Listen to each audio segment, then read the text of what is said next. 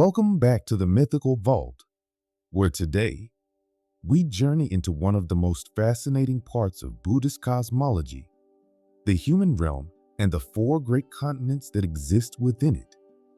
Unlike the mystical realms of gods or the dark depths of the Narakas, the human realm is a place of balance, a place where beings experience both joy and suffering. It's a realm filled with opportunity, challenge, and the potential for spiritual growth. But in Buddhist cosmology, the human world is not confined to just our Earth. It's divided into four vast continents, each with its unique characteristics, environments, and ways of life. These continents are known as Mahadvipa's four great lands that circle Mount Meru.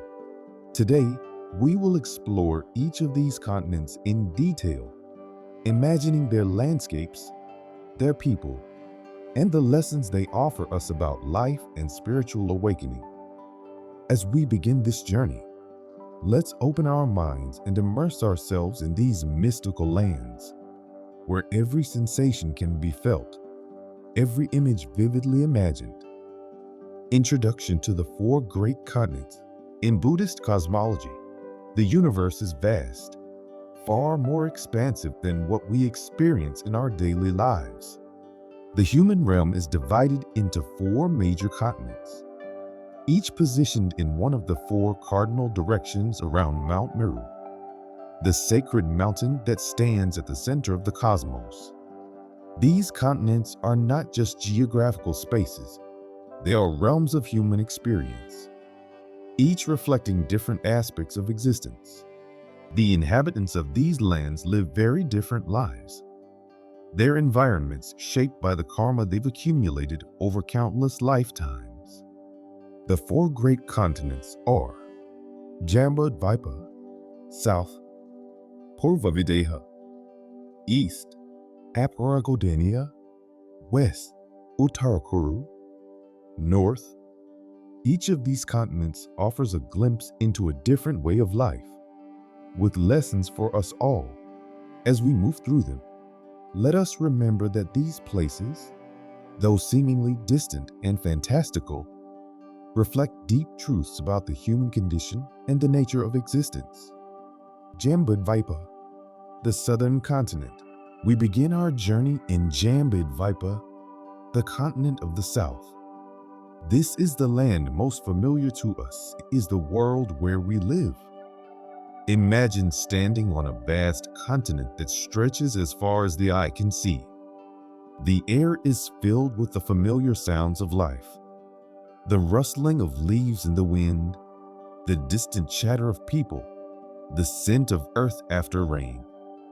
In Jambudvipa, the seasons change. The sun rises and sets, and the cycle of day and night continues without end. Here, people are born, grow old, experience joy and sorrow, and eventually die. Life is impermanent, a constant reminder of the Buddha's teachings on suffering, dukkha. But this impermanence is also an opportunity.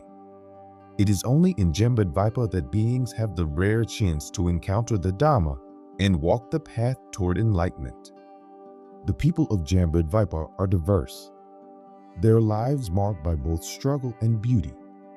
Some live in bustling cities, filled with the sound of marketplaces, laughter, and the daily routines of work and family. Others reside in remote villages or high mountains, where the air is crisp and the silence offers space for reflection. Here, life is both fragile and precious. People live to an average age of 100 years, though in times of great virtue, they may live longer. Yet, even with this finite lifespan, Jambudvipa offers the most important gift of all, the chance to practice the Dhamma. Every moment, every experience, whether joyful or painful, is an opportunity to learn, to grow, and to move closer to liberation. The lesson of Jambudvipa is clear: life is fleeting. But within that fleetingness lies immense potential. The Buddha's teachings remind us that suffering is inevitable, but so too is the path to its end. In this land of change, we must strive to live mindfully, compassionately, and wisely. As we leave the familiar lands of Jambudvipa, we journey eastward toward the continent of Purvavideha. Purvavideha, the eastern continent. Now we arrive at Purvavideha, the continent of the east. As you step onto this vast land, the air feels different, lighter, almost surreal. The sky here is a soft, ethereal blue, and the landscape is filled with endless forests, rivers, and plains that stretch to the horizon. The trees are tall, their leaves shimmering with a silvery glow, and the rivers flow with water so pure it reflects the sky perfectly. The people of Purvavideha are unlike those of Jambudvipa. They live long, peaceful lives, free from the suffering and struggles of the southern continent. Imagine a society where there is no conflict, no hunger, and no disease. The people here live in harmony with nature, their lives deeply connected to the rhythms of the earth. Their bodies are taller, stronger, and they live for 1,000 years. Time moves slowly here, almost as if the world itself has found a balance between existence and eternity. In this land, there is no need for toil. The earth provides abundantly, and the people spend their days in contemplation, meditation, and the appreciation of the beauty that surrounds them. Yet, despite this idyllic existence, they do not seek the Dhamma. Their lives, though peaceful, lack the awareness of suffering that drives beings toward spiritual awakening. They live in contentment, but without the deeper understanding of life's impermanence. The lesson of Purvavideha is one of perspective. While a life free from struggle may seem desirable, it is through facing challenges that we grow. Without the experience of suffering, there is no motivation to seek liberation. This continent reminds us that even in the most peaceful of environments, the deeper truths of existence must still be realized. Leaving the serene lands of Purvavideha, we travel westward toward the continent of Apparagodenia. Apparagodenia, the western continent, the landscape of Apparagodenia. The western continent is vastly different from what we have seen so far. Picture a land of endless rolling plains, where the sky is a soft amber and the ground is rich with golden wheat that sways gently in the breeze.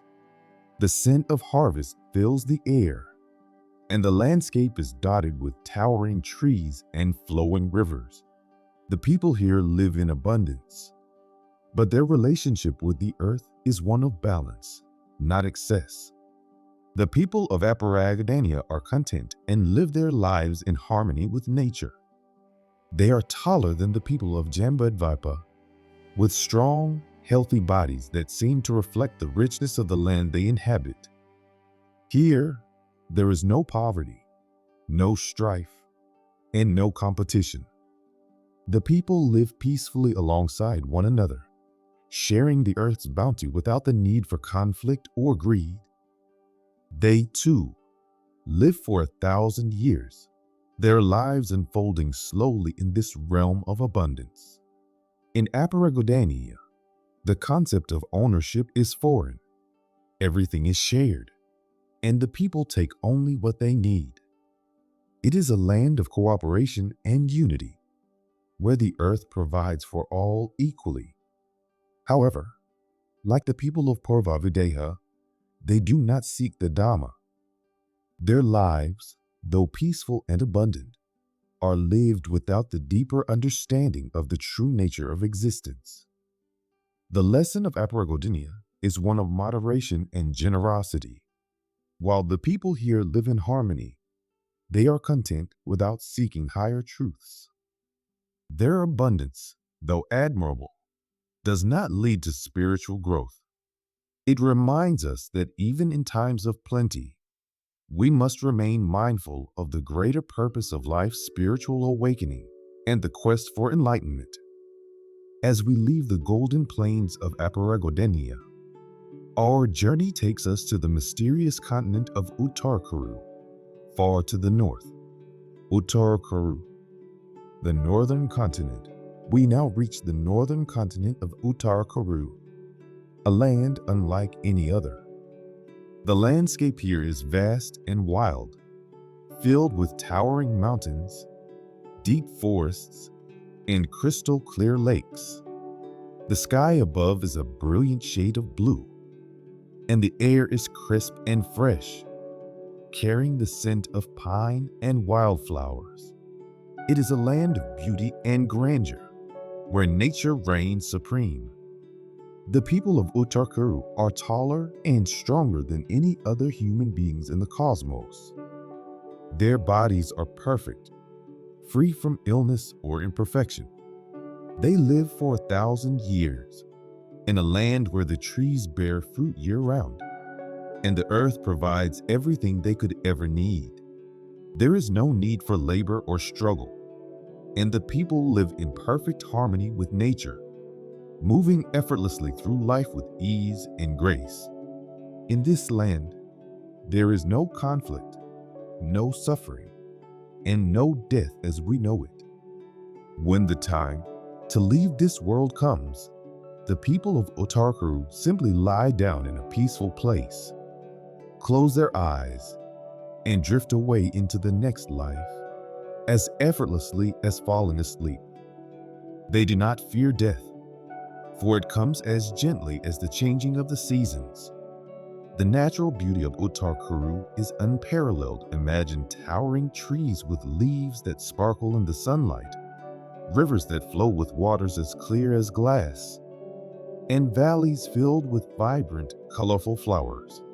The air is always crisp and pure, and the sounds of nature create a constant, peaceful melody. Birds sing softly, and the wind whispers through the tall grasses and ancient trees, creating a sense of timelessness. Despite the idyllic life they lead, the people of Utarkaru do not seek the path of enlightenment.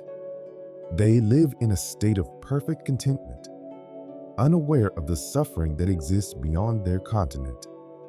Their lives are so harmonious that they see no need to reflect on the deeper truths of existence. They are free from pain and conflict, but they are also free from the drive to transcend the cycle of rebirth. The lesson of Utarkaru is subtle but profound.